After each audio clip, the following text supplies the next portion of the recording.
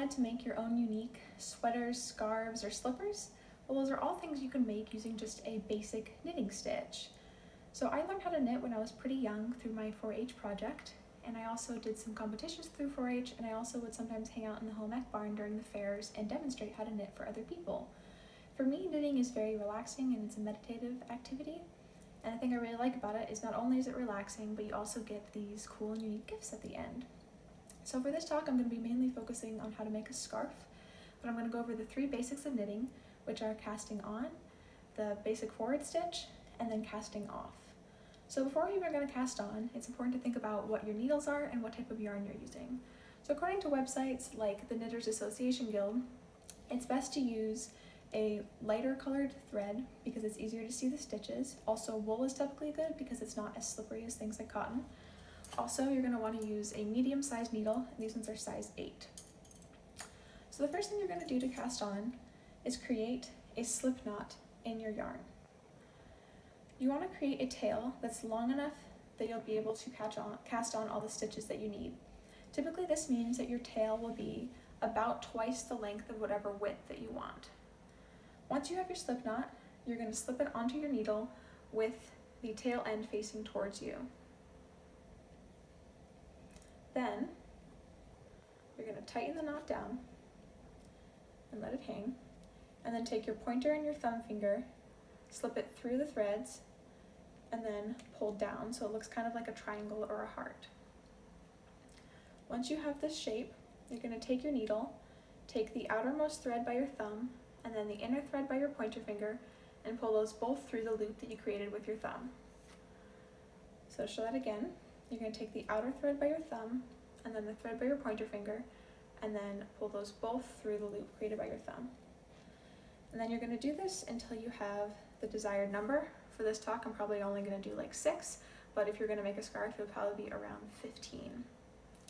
Another simpler way of casting on, you're going to again start with a slip knot at the end of your string this time, and you need a very small tail. And once again, you're going to slip it onto your needle and pull it tight. But this time, instead of any complicated stitch, you're just going to take your string, make a little loop, and then put it onto your needle. And then you can keep doing this until, again, you have the number of stitches that you want. This one's a lot easier and it's simpler, but it also tends to have a little bit more messy of a look at the end. So what that means is just it's a little bit looser and you can get some bubbling. So once you have the stitches whatever way you want, you're ready to begin your actual knitting. So to do this, you're going to put your needle with the stitches in your left hand, and you're going to take your empty needle in your right hand. Another thing you want to make sure is that you're using the string that is connected to the ball of yarn and not your tail end. So you want to tuck that away. So the first thing you're going to do is you're going to take your empty needle and stick it through the left side of the stitch.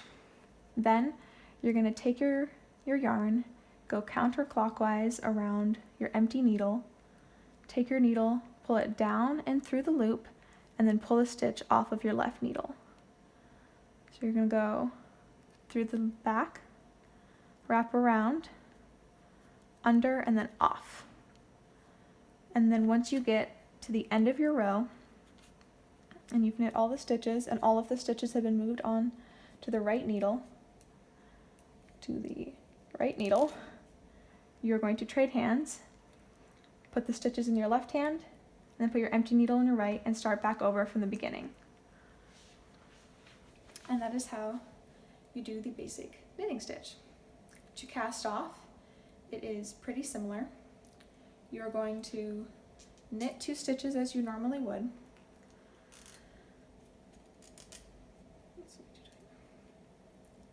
And once you have 2 stitches, you're going to take the stitch that is in the back and lift it over the front stitch and off of your needle. You can do it with your fingers if it's easier, or you can do it with the needle. Either one works. And once you knit one off, then you're going to knit 1 stitch from the left needle onto the right, so that there is always 2 present over here. And then once again, slip the back stitch over the front stitch. And then once you have only one left on your needle,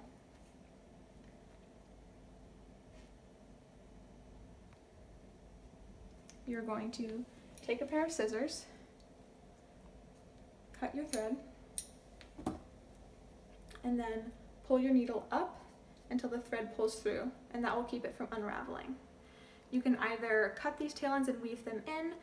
That's usually the best way to keep it from unraveling and keep it from having these weird dangly bits. And those are the basic steps of knitting. You have to be able to cast on to do the forward stitch and then to cast off. Knitting is something that I really enjoy doing, and I hope it's something that you can learn how to do and enjoy as well. It's not only relaxing, but you also get all of these cool gifts out of it. So thank you for listening. I hope you learned something.